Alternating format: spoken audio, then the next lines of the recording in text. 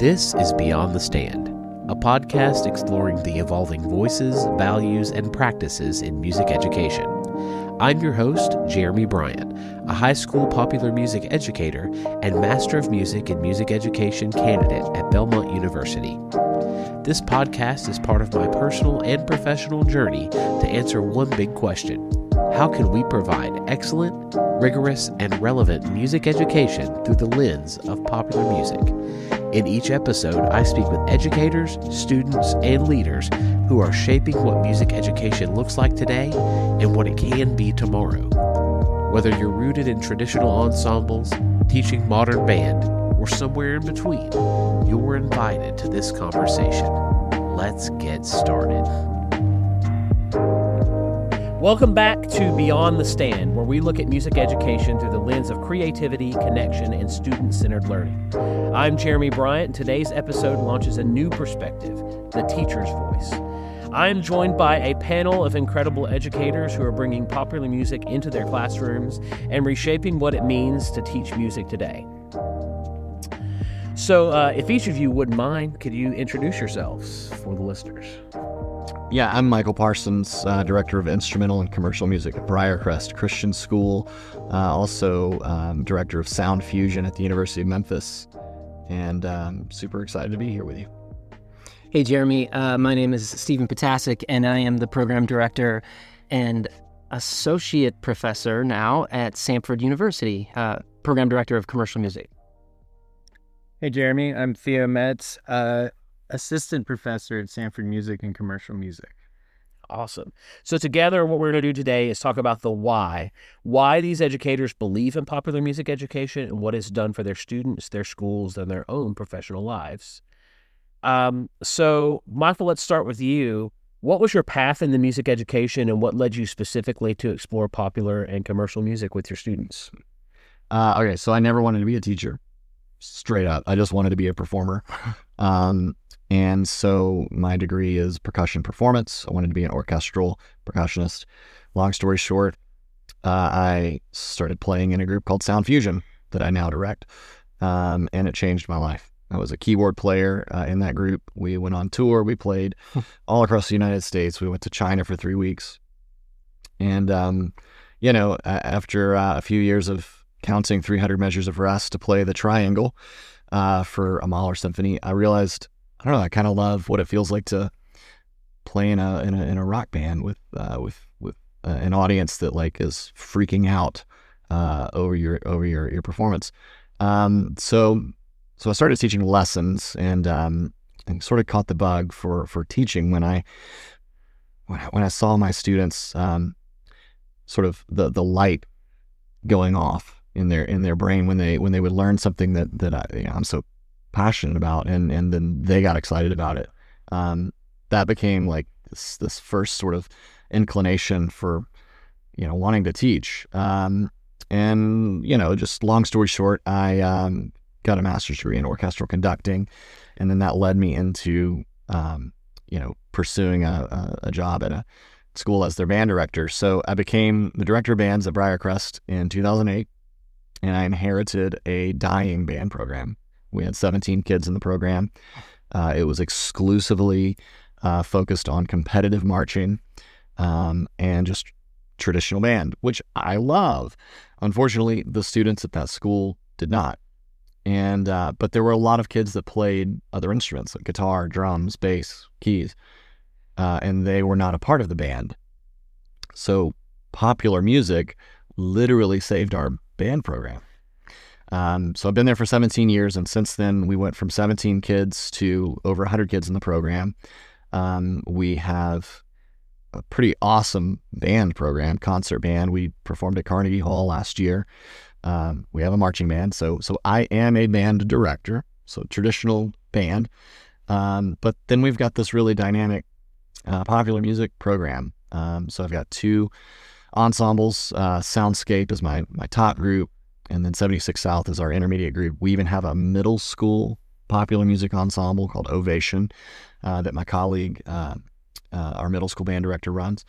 We have a record label, and it literally just saved our program, because what we were able to do is tap into the thing that inspired the kids, motivated them, just sort of in a real authentic, organic way, and it just grew from there. So that's really great. It's a good journey, and it's kind of the story we hear a lot. Is it's one of my previous interviews. Somebody said I didn't want to be a teacher, I wanted to be a musician, or a gigging musician, and then it kind of ends up the calling happens. So Stephen, what about you? What's been your journey to music education? And you got a varied background. So. Yeah, I mean, my story has some similarities to Michael's, but I sort of consider myself, I guess, a pracademic. I was in the music industry as a professional in various capacities for 20 years. I graduated with a degree in music business, was a classically trained pianist, immediately started out as an artist, and did the whole label touring thing, loved that, and then started having kids, and was finding actually at the same time that my producing work with other artists was really taking off even more so than performing. And so did full-time production for quite a while. And while I was doing that, I started adjuncting at my alma mater because I was asked. And at the time I only had an undergraduate degree, and was like, holy smokes, this, I mean, it really surprised me how much I loved the classroom. I loved being around the kids. I loved seeing light bulbs, the light bulb moments and all those things. And so I was like, I think this may perhaps be my next thing. And so I started moving down the track of pursuing, graduate work and everything like that. Anyways, at some point, I really genuinely felt like I was sort of being called into a different season of life, and couldn't really define that, but I just couldn't escape it. And so I started looking at positions in higher education, and spoke at a conference actually at Belmont. It was the MIA conference, the Music and Entertainment Industry Educators Association. And I was speaking, and one of the people at the sessions was a person from Samford University. And after the session, he told me how they were wanting to start a program in popular music, commercial music, and we're looking for someone to head that up. And I'd never heard of this school, had not been to Birmingham, and long story short, I interviewed there, loved it, and much to my surprise, they selected me, and that's sort of been a part of my journey. The program, similar to Michael's school, our school had pretty significant declining enrollment in traditional programs, traditional ensembles, and our program has really grown, and not only sort of to the exclusion of other programs, but more so it's really benefited the traditional programs and our traditional ensembles. We have many commercial music students who are providing key pivotal roles in these ensembles that do, more traditional music. And we regularly hear from our colleagues like how, the program is supporting their programs as well. And so it's really not been an either or. It's been an addition through the word and. Love it. What about you, Theo? I also have a similar story to the both of them, especially Michael. I grew up in Birmingham, Alabama, and I was, in part of the band program, and I enjoyed marching, and it was fun. But I was fortunate enough to be asked to be in some garage bands, and I found my home in there, in the literal garage, and we had fun playing in some metal bands and some rock bands, and we're playing gigs, and I didn't realize how much I was learning at the time. I just loved it. It was something I was really passionate about. Graduated high school, and then I too wanted to be a musician, a performing musician, particularly just wanted to be a rock star. To be super particular, I wanted to be Nine Inch Nails' drummer. That was my end goal here. And I decided to pursue classical percussion at William Patterson University in New Jersey. because they were playing some music that was not traditional band music. It was nothing I'd heard before. It was a lot of 20th and 21st century music. And it was really exciting because, as Michael said, I got tired of like counting 600 measures of rest and then hitting the concert bass drum once. And nothing against that. It is extremely important and serves a purpose in the music. But I wanted to play more, you know, and it's extremely competitive as well. And I was realizing that through my schooling, and I really like playing these world premieres and these controversial works. And meanwhile, I was playing in other bands. But during that time, I got an interest in sound and started working at the theater at the university, and just doing some small things here and there, and doing sound reinforcement for combo bands and eventually like jazz big bands and stuff like that, and multi-track recordings, and got some experience in the studio on the campus. And again, I was playing outside of the university. I was still playing in bands and touring some, and doing everything I possibly could because I was so passionate about music. But after graduating, I was like, I don't know what to do, so I guess I'm going to keep on going to school. And I had an interest in composition, so I went to SUNY Purchase for studio composition. So it's the integration of the studio environment and composition, and using the studio as like a compositional tool, which is like a really interesting process for me. And I was, finished that, and I was still doing sound, and I was still like, I'm going to be a rock star. Like, and I was still gigging, but like slowly the scales turned, and I started getting more called to do sound. And eventually it clicked to me the importance of like the sound engineer, and how it is like the filter between the artist and the listener, and how much power is in that, and that it should be taken very seriously and with much care. And there's a huge craft in it, and I think it's essential. And once that flipped, it was I couldn't deny it. And like I was like just getting more, called to do more sound. And I so I was freelancing, then I was doing tours as a sound engineer. And I had to do some like tour managing on that as well. And then I was an adjunct professor at 3 different universities. I was teaching instrumental music technology, live sound engineering, and theatrical sound design. Because as a live sound engineer, I eventually found my way into the theatrical world as well. And so I'm kind of like this multifaceted guy here. And I ultimately got like kind of burnout of the freelance life, living in Queens, really high rent, teaching in other states in the morning, and then going to work at a club until 3 and 4 in the morning. It was exhausting. And I moved back to Birmingham, continued to do freelance work, and actually did some freelance work at Samford University. And one day out of the blue, like must have been 3 or 4 professors at Samford reached out to me and was like, hey, there's this position open. It's, I don't know if this is what you'd be interested, but it sounds like it might be you. And I was reading this, and I was like, this is literally what I do, because the job called for like this like multifaceted person. Like if it's you can't just be a professional musician or an expert at your instrument. Like there was elements of production, business, performance, and songwriting. And I was like, this is literally what I do. So it was the one school I applied to, and I was very, very fortunate to be accepted. And it's been a great joy to help these students out. But it's all based off of like things that Stephen and I have experienced in real life. Like we have no formal training at most of this, right? And so it's been a journey for us. And we also have to accept how like the field is constantly evolving, and like what our experience was will not be what their experience is, and how to adapt to that. Yeah, it's great having so many different backgrounds here, because when we think about the purpose of music education, when you think about that, how do popular and commercial styles help fulfill what you guys think the purpose of music education is in schools? Yeah, I think it's like what Stephen said. It's a both and scenario for us. It's not a one or the other. They're both essential.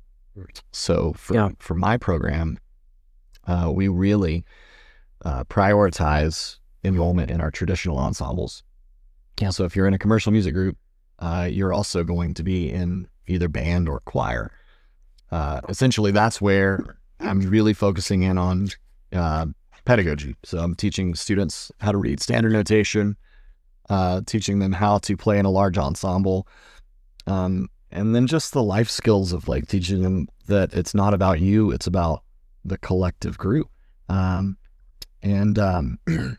my band students, they're all performing together on Friday nights at the football games. They're sacrificing their time. They're learning how to show up, not on time, but early, holding each other accountable. And then those students that popular music, commercial music, that is their passion, or that's like their unique sort of gift. They pursue that track as well. And the thing that's really cool about that with my soundscape and 76 South is those students now they've learned how to read standard notation. They've learned a lot of the fundamental pedagogical skills that I teach in band, but now they're able to learn how to play by ear, how to read chord charts, how to analyze every song, every piece that we do, how to do a harmonic analysis of a song,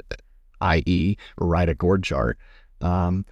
They learn how to read tablature. I had a student that literally sight read Dream On by Aerosmith. I had a guitar student get sick, so this other student filled in. He had never played it before, and he used an app on his phone to play tablature that scrolled as we're playing, and he literally sight read the thing and played it unbelievably well. So reading is a huge part of what they experience, not just in the formal standard notation format, but tablature, chords, playing by ear, improvising, and then the beautiful thing is when they forget that it's a class and it just becomes their band, and then they have this ownership of the process. And what I'm experiencing right now is I've got some students that they realize they don't necessarily need Mr. Parsons to get together and learn music together and get gigs outside of school over the summer. Like I've got a band right now that they're working on getting some gigs over the summer because they just love to play together and they see it as a really cool opportunity. So yeah, I'll piggyback off that, and at the risk of stepping in sort of a hornet's nest here, I'll say this, that a lot of schools, especially in higher education, sort of separate out like, well, we're the traditional music school, and well, we're the music, the popular music school or whatever. Okay. And I personally think that's a great disservice to students. I understand the politics of it. I understand that there's unique approaches to teaching, but we intentionally at Samford embedded popular music into the music program because to us, music is music. It's a language, it's communication. So, for me, like I said, I grew up as a classically trained pianist, and I saw the influence of Bach when I was playing country music. Like I saw Chopin and the way he pursued a melodic, arc when I was producing, a lead vocal. And so in our theory courses, they'll learn figured bass, but they're also going to learn the blues scale, or they're going to learn how to read the Nashville number system along with, different cadences and things like that. So I think when you talk about popular music fulfilling for me, it's almost like a misnomer of a question, because it feels like we as educators have had, I think because of our history, we have had to parse out these things as separate entities. And the reality is they're not. And in the next generation's eyes, I don't think they are either. If they're in a really good environment, because they're able to understand, like, playing with the concert band is empowering me to do things in my garage band that I would not be able to do without this, and vice versa. And I think when we're functioning at our best, we're able to offer students that holistic approach, which is just music, not traditional or popular. Yeah, music. I mean, even within our commercial music department, Yeah, I think it's easy in higher ed and just education in general to silo these sections of music. And as Stephen was saying, it is just music. It is an art form, and we see we've experienced the importance and how the integration of these different aspects of music as a whole, as a collective, benefits the students. But even within the commercial music department by itself, if you're studying, let's say, guitar performance, like, we're still going to have you take production courses. You're still going to take courses in music business, like we try to keep them multifaceted, like, as possible, because our experience is like, I had to learn that one way or another anyway, and it was not through formal training. And so if we can teach them that, like, hey, these are these other elements of music, as far as like the roles we play, regardless if you like it or not, that's kind of like, that's the scene right now. Yeah. Very few of us are fortunate to just go up and play guitar. Yeah. And that's your experience as being a musician in life. You got to do promotion, you got to get the gig, you got to talk to the sound engineer one way or another, you got to make a demo. We need to have these other skill sets. Yeah, there are, just to piggyback, there's like this mindset of like, well, Paul McCartney doesn't know how to read music. Why do I have to learn how to read music? And I'm like, well, if you can be Paul McCartney and have a bunch of people around you who will figure out what you're trying to communicate, great. But the reality is 99.9% of us as musicians are going to have to be able to integrate into Friday night I'm playing with a symphony. Saturday night I'm playing at a bar. Sunday morning I'm playing at a church or a temple or something. And so there should be the ability, I think, for us as educators, the opportunity to give students the language of all music, Mm-hmm. At least expose them to it. Yeah, because it sounds like, this kind of multifaceted view, the traditional and the commercial not being, like you said, separate silos. Like, it's really helping students obtain more growth musically, because they're becoming, overuse the phrase, well-rounded. But there's also a certain kind of agency that students develop when they're creating or performing music that they connect with.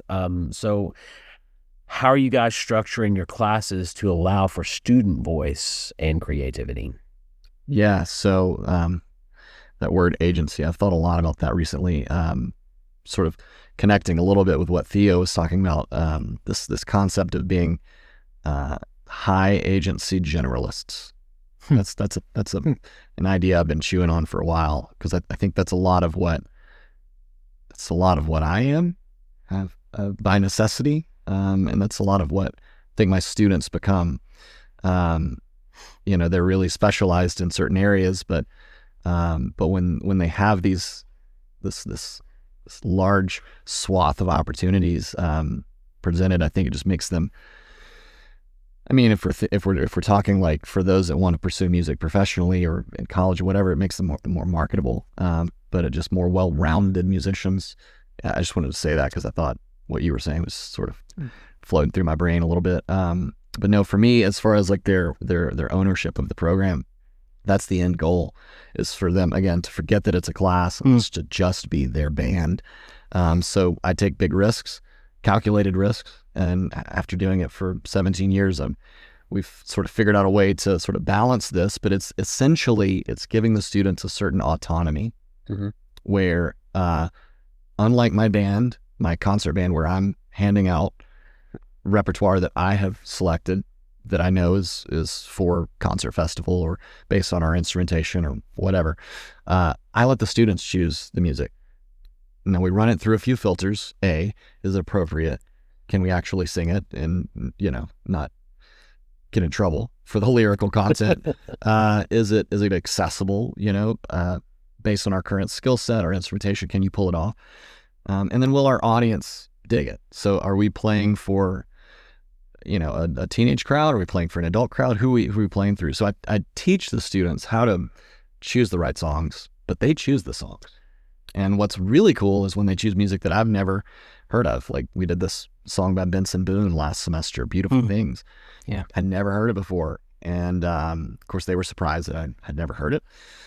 And I listened to it at first, and I was like, okay, will the crowd like it? And they're like, Mr. Parsons, are you kidding right now? I was like, no, it sounds kind of like slow song to me, and they're like, dude, well, they weren't like, dude, but like, Mr. Parsons, this is going Bruh. they're such a reaction. And it absolutely did. And that's, again, giving them autonomy.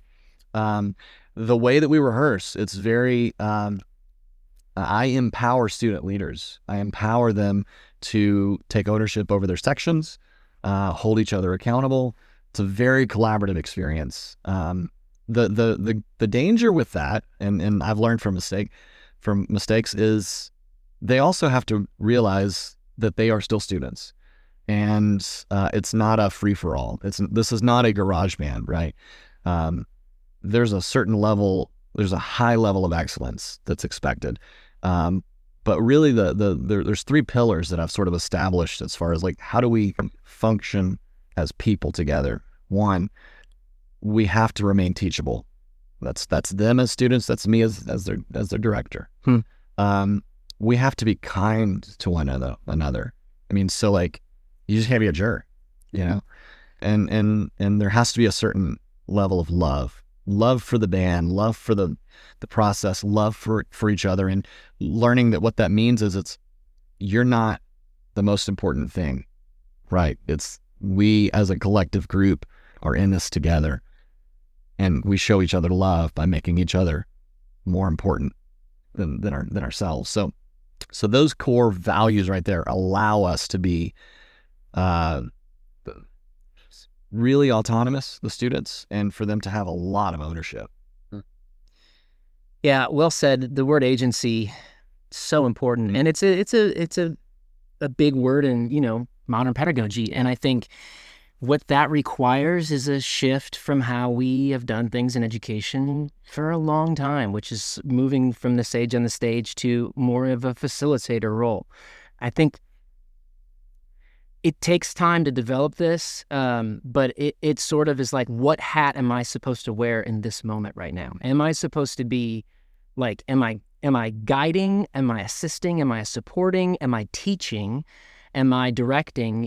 So it's, if I picture it as a circle rather than just sort of like me in front of the class or the ensemble, I think it just depends on what this moment requires, like which hat I'm going to wear.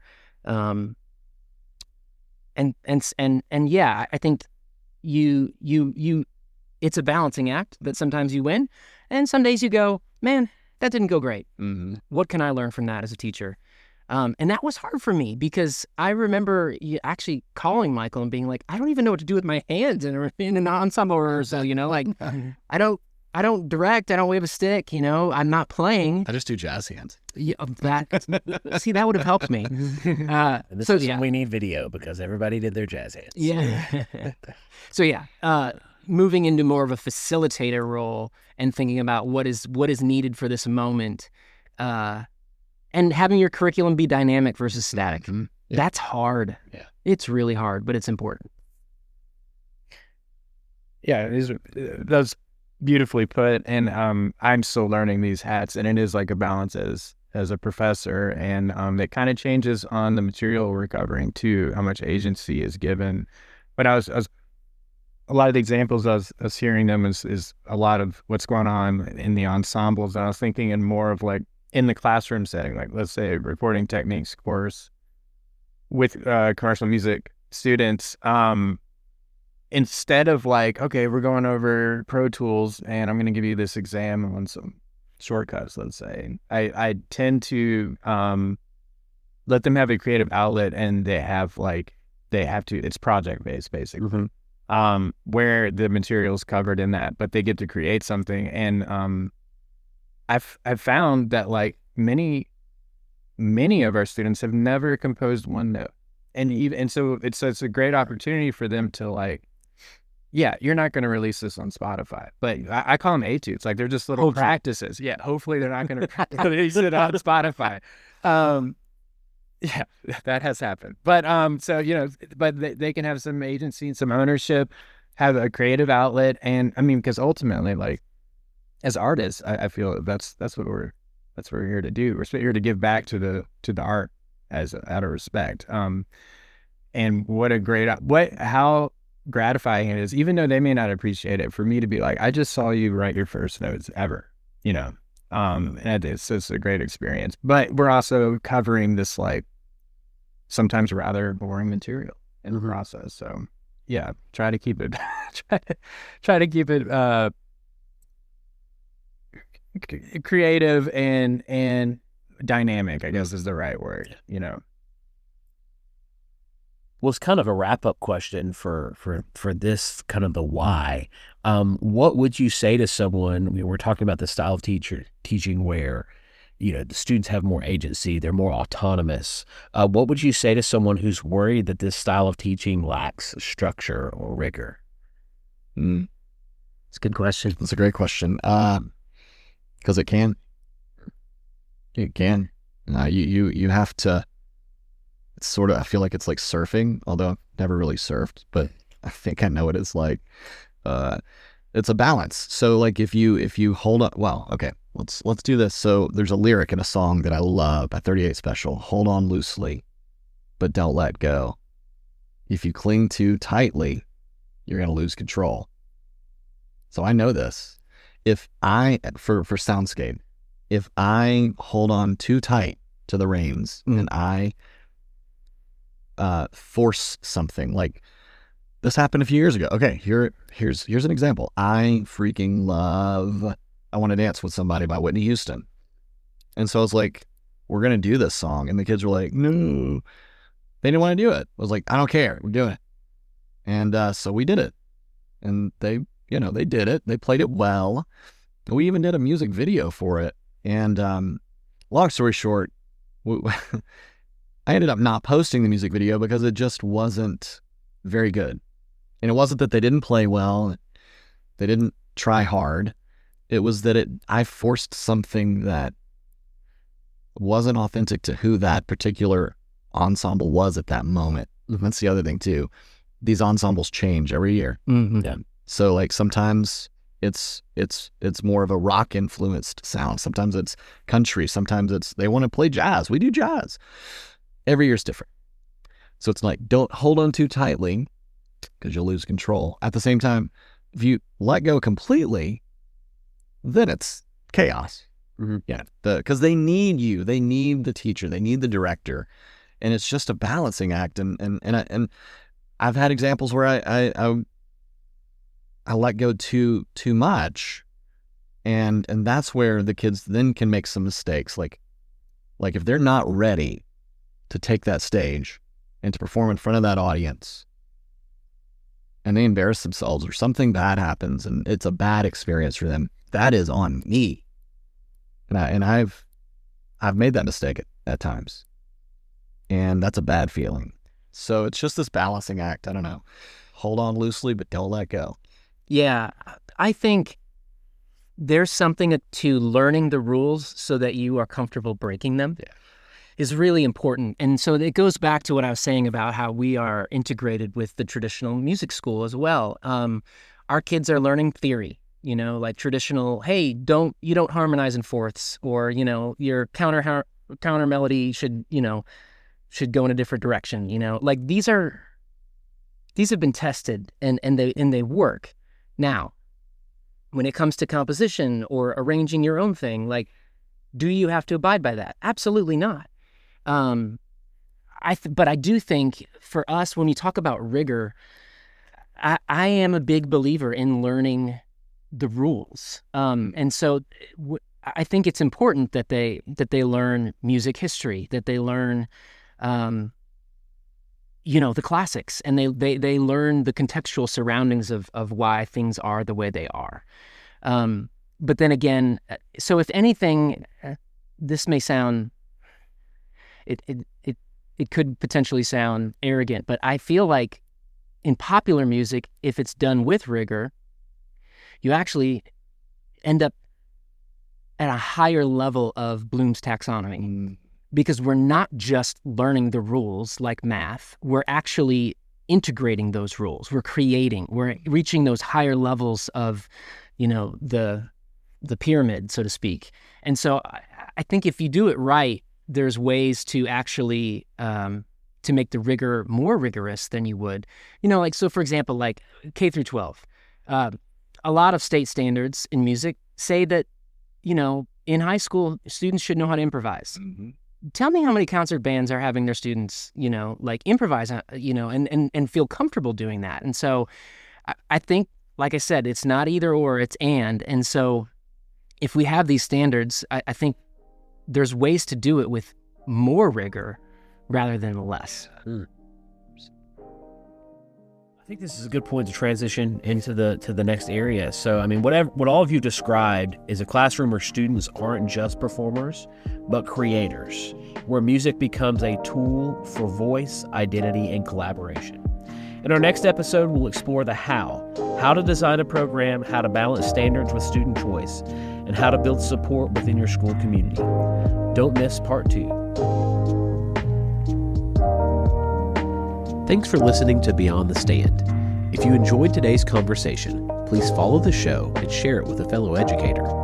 You can find episode summaries, resources, and future updates at beyondthestand.com.